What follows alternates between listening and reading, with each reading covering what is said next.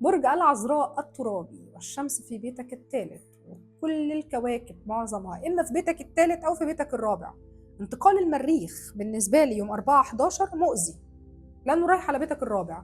برج العذراء أنت كنت عايز تفكر في أفكار أو أفكارك كلها كانت رايحة للسفر، ممكن السفر اللي أنت بتخطط إليه ما يتمش. كنت بتخطط لمشاريع جديدة هتمشي فيها شوية، هتصرف فيها شوية فلوس ومش هتخلص للآخر. برج العذراء أنت دايما بتدور على الكمال، والكمال لله وحده، هو مش موجود في حتة. أنت دايما بتدور على البرفكشن، لكن الفترة اللي جاية دي أنا عايزاك تدور على هدوء أعصابك وراحتك النفسية وراحتك البدنية وراحتك عموما. حاول تبعد عن ما يثير أعصابك، لأنه إحنا ممكن يكون عندنا تراجعات في عطارد في بيتك الرابع، يعني يكون في ضغط قوي عليك. ممكن كمان يكون عندك يا برج العذراء الفترة اللي جاية المريخ بينتقل إلى بيتك الرابع، ده برضو ممكن يشكل بالنسبة لك أحداث يكون فيها عنف أو أحداث يكون فيها قوة معاك، أو ممكن كمان تبقى بتاخد فيها، يعني تاخد فيها قرارات مش مظبوطة، تبقى فترة انت فيها مذبذب، تبقى مش قادر تقف على أرض صلبة.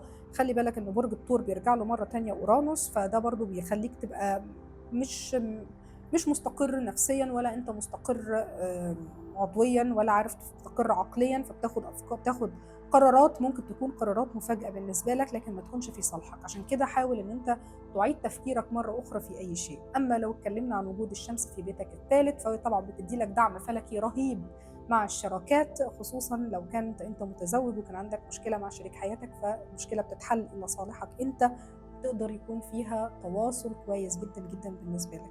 لكن أنا بقول إنه ممكن بس إنه الفترة اللي جاية أنت تكون مثلا ماضي عقد عمل جديد، أو تكون مثلا بتفكر إن أنت تمضي عقد عمل جديد أو تبتدي مشروع جديد.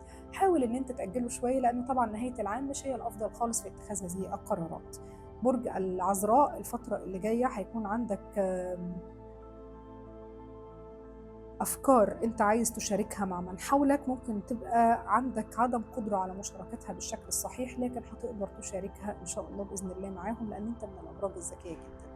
أنا مش عارفة أقول لك إيه ومش عارفة أوصلها لك إزاي، لكن هي فترة ممكن تكون فترة مش صعبة قوي عليك الحمد لله، قد ما هتكون فترة انتقالية بالنسبة لك، هتغير فيها حياتك من شيء إلى شيء آخر. يعني إما من وضع لوضع آخر أو من حاجة لأمر آخر. في عندك تغيير جذري هيحصل يا برج العذراء وهتستفيد منه جدا خلال العام القادم.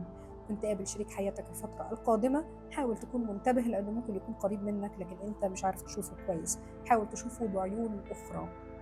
برج العذراء انا شايفاك قادر تسيطر على امور السفر، هتقدر ان انت تحقق السفر اللي انت بتتمناه. شايفه كمان ان انت هتقدر تسيطر على امور رغبتك في الانتقال من منزل الى منزل اخر، وهتقدر تنقل ان شاء الله باذن الله من منزل الى منزل اخر لان انت عايز تعمل ده، او هتغير وضع اجتماعي من متزوج الى غير متزوج، الله اعلم. بس اللي انا شايفاه انه في تغيير جذري هيحصل عندك يا برج العذراء الفتره القادمه، وهيكون تغيير ايجابي وهيكون في صالحك. أما عن أمورك الصحية انتبه شوية لأمورك الصحية، وحاول تنتبه شوية لصحتك، وحاول تاكل الأكل المفيد بالنسبة لك اللي ما يخليكش تحس إن أنت تعبان أو مرهق. حاول تدي لنفسك طاقة عن طريق الأكل. برج العذراء أحسن المأكولات بالنسبة لك هي الملوخية، أو ممكن نقول البامية، ممكن نقول كمان الفلفل الأخضر، وطبعا الأفوكادو. دي من الحاجات المفيدة جدا جدا بالنسبة لك يا برج العذراء، حاول تكثر منها الفترة القادمة. هتكون فترة كويسة لكن حاول تريح نفسك من الأفكار اللي بتجيلك كتير وما بتعرفش تسيطر عليها. معاكم سارة فودة خبيرة الفلك والطاقة والطاقة.